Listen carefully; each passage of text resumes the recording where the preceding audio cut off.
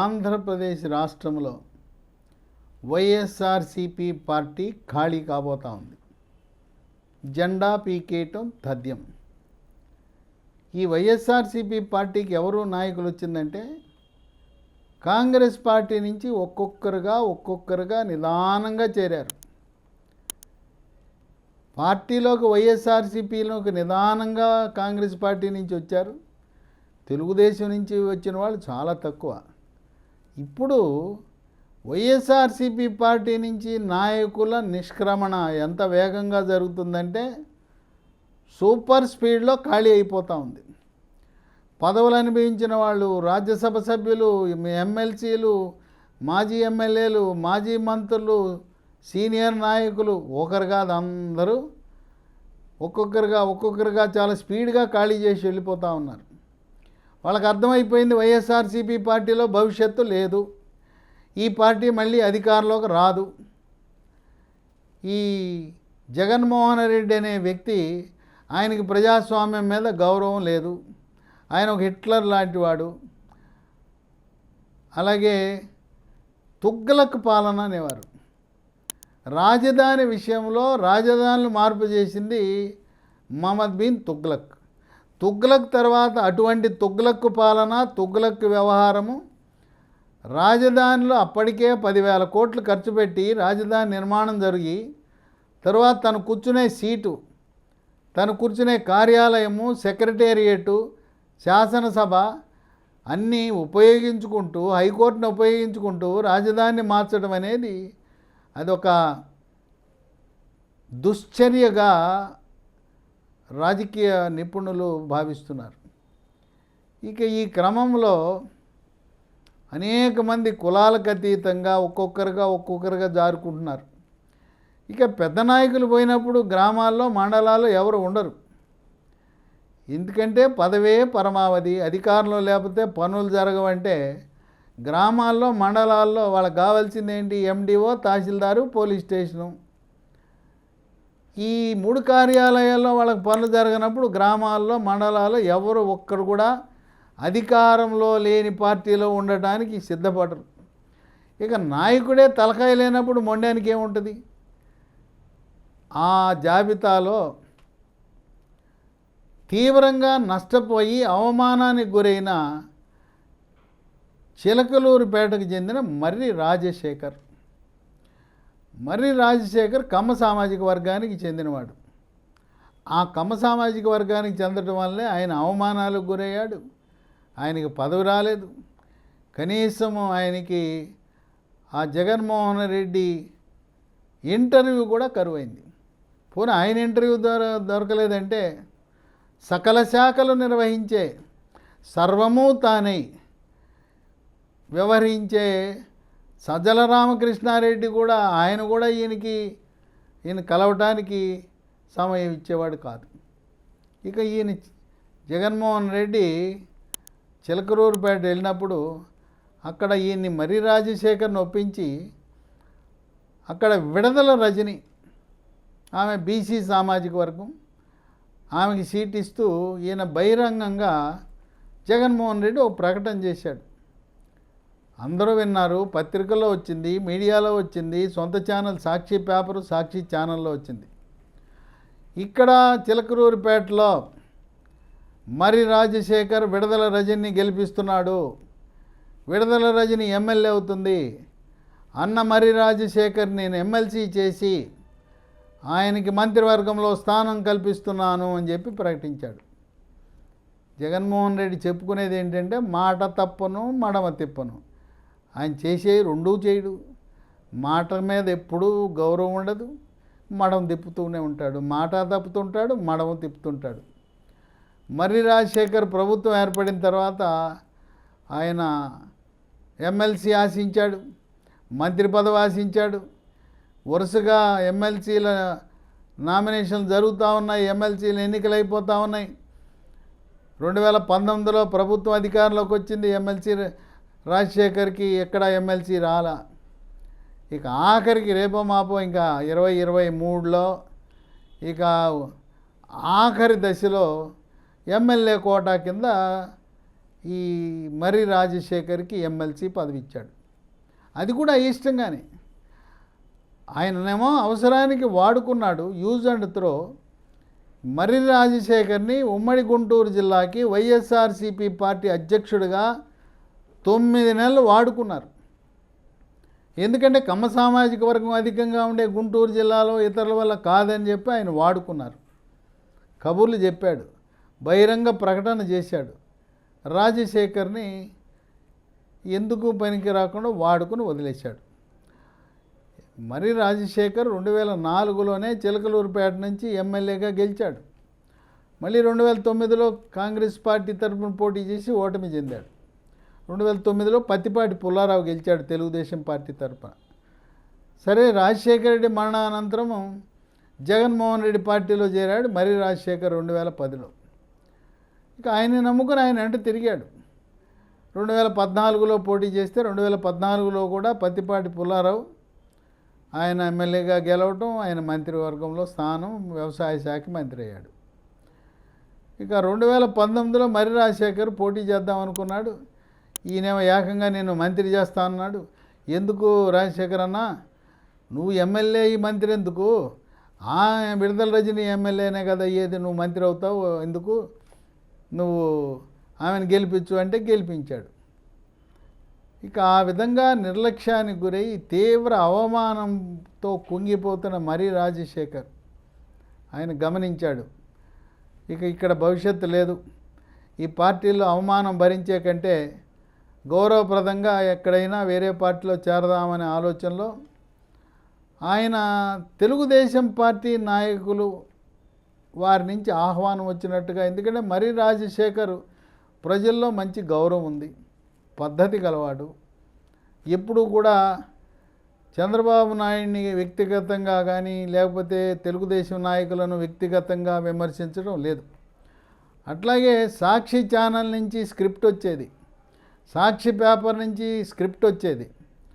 ఆయన రాజకీయ డిబేట్లో పాల్గొనేటప్పుడు కూడా వాళ్ళు ఇచ్చిన సమాచారం బూతులు పంపించేవారు, అవి పంపించేవారు, ఇవి పంపించారు, ఈయన తిట్టేవాడు కాదు.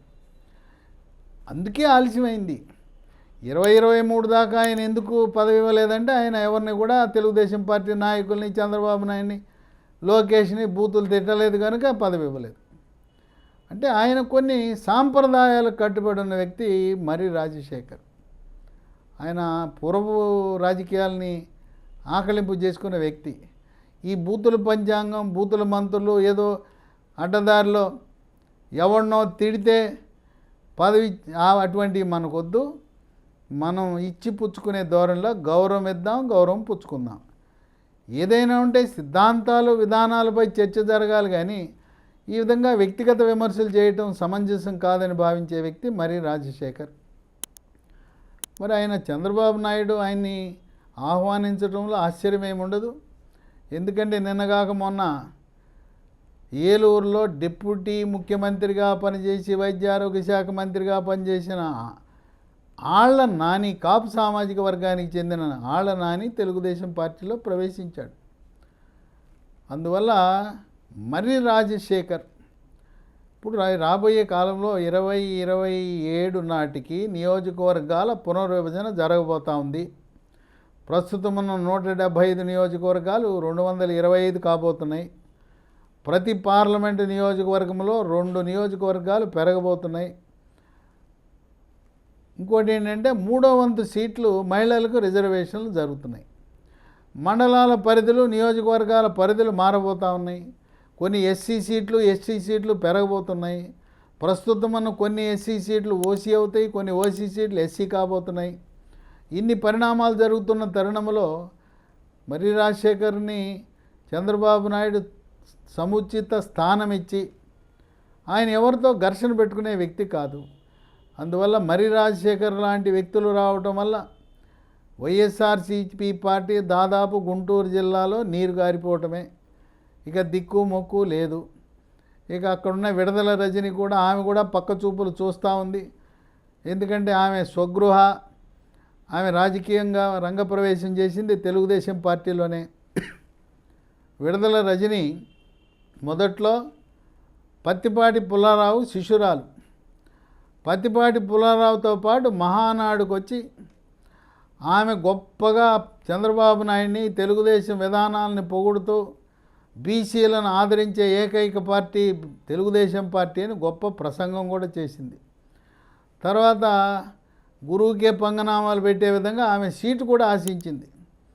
పత్తిపాటి పుల్లారావు కాకుండా నాకు సీటు కావాలని తెలుగుదేశం పార్టీ సీటు అడిగింది.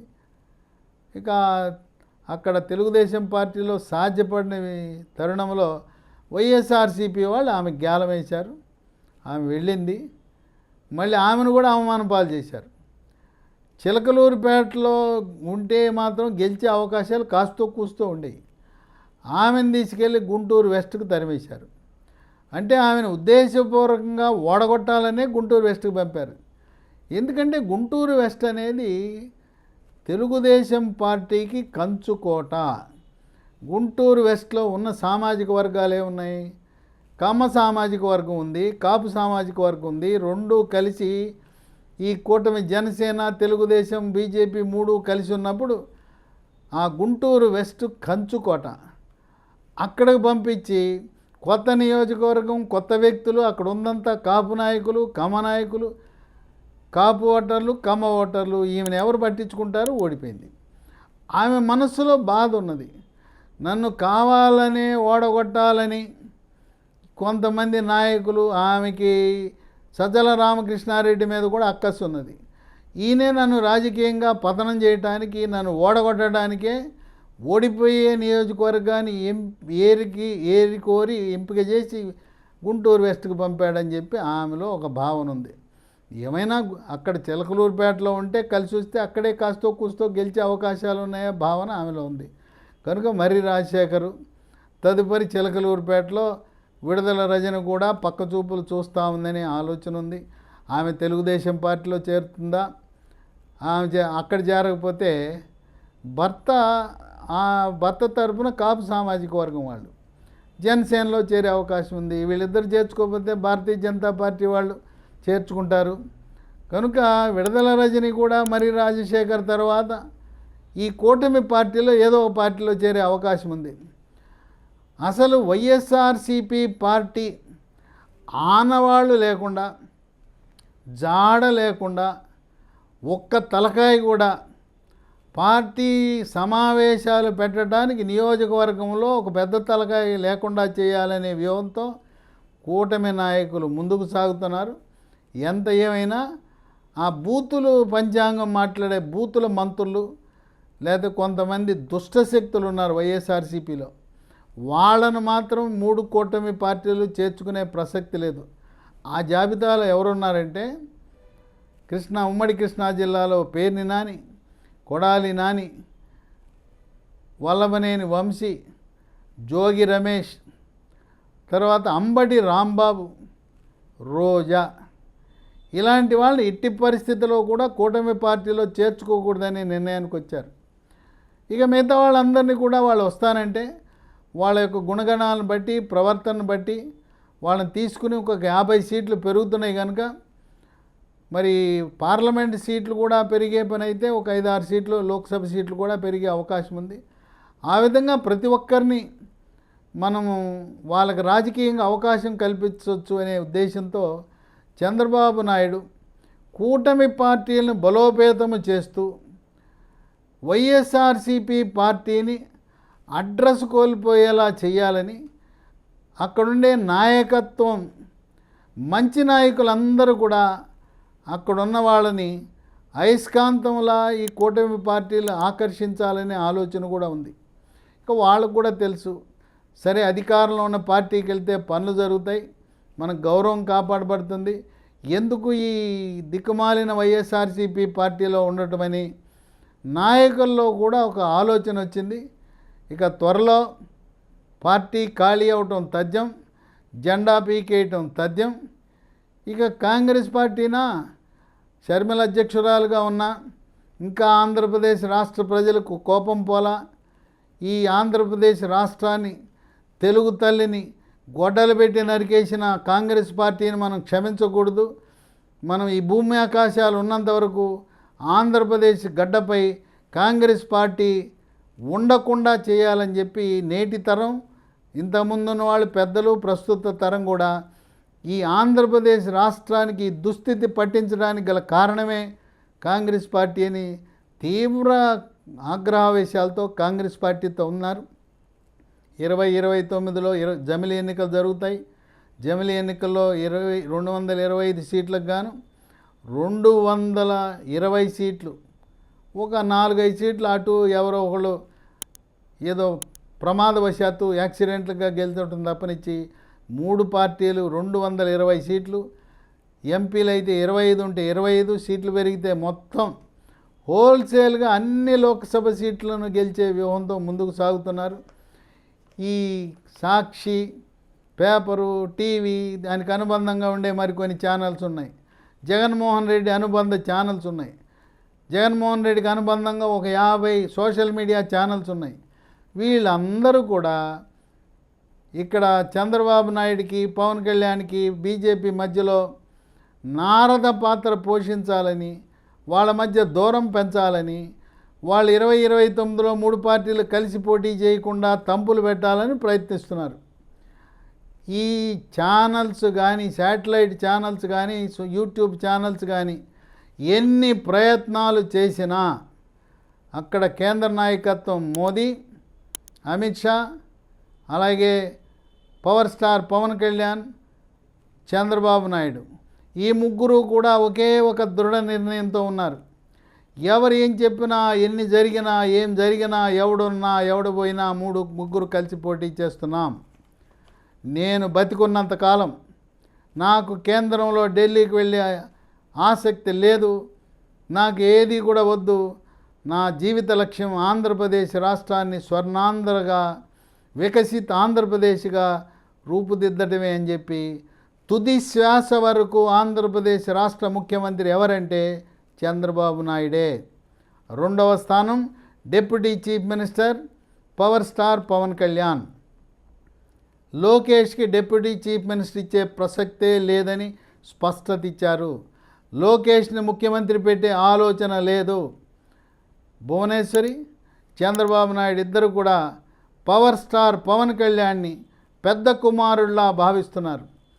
ఆనాడు చంద్రబాబు నాయుడిని జగన్మోహన్ రెడ్డి అక్రమంగా, అన్యాయంగా, అరాచకంగా జైల్లో పెడితే ఎవరు పిలవకపోయినా తానే స్వచ్ఛందంగా స్వయంగా వచ్చి జైల్లో పరామర్శించి ఆ దుస్థితిని చూసి బయటకు వచ్చి మిత్రపక్షమైన బీజేపీని సంప్రదించకుండా నేను తెలుగుదేశం పార్టీతో కలిసి పోటీ చేయబోతున్నానని చెప్పి ఆయన ధైర్యంగా తన నిర్ణయాన్ని ప్రకటించి మిత్రధర్మాన్ని సైతము బీజేపీ వారికి చెప్పకుండా, వాళ్ళ నిర్ణయం కోసం ఎదురు చూడకుండా ఆయన ప్రకటన చేయటం భువనేశ్వరి మాటల్లోనే ఆనాడు ఎవరండి మమ్మల్ని ఆదరించింది, మాకు ఆత్మవిశ్వాసాన్ని నింపింది, ధైర్యాన్ని నింపింది పవర్ స్టార్ పవన్ కళ్యాణ్.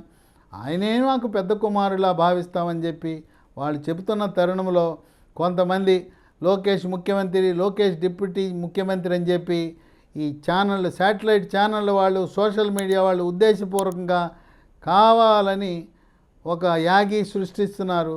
చంద్రబాబు నాయుడు చాలా స్పష్టతతో ఉన్నారు కనుక 2029లో మళ్ళీ ఇదే ప్రభుత్వం, కూటమి ప్రభుత్వం రావటం తథ్యం.